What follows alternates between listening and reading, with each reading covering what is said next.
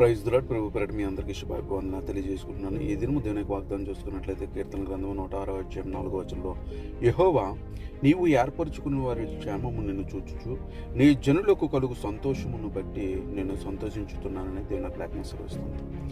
దేవుడు ఎవరినైతే ఈరోజు మనల్ని ఎన్నుకొని ఏరుకొని ఆయన యొక్క రక్షణను మనకి ఉచితంగా అనుగ్రహించి నీ మీద నా మీద మనందరి మీద కటాక్షించి ఆయన కృప నుంచి ఈరోజు మనల్ని కూడా ఆయన యొక్క సువార్త ద్వారా ఆయన యొక్క నామము ద్వారా మనల్ని ఎన్నుకొని మరి ఈరోజు మనం రక్షణలోకి అడుగుపెట్టి ఉన్నాం.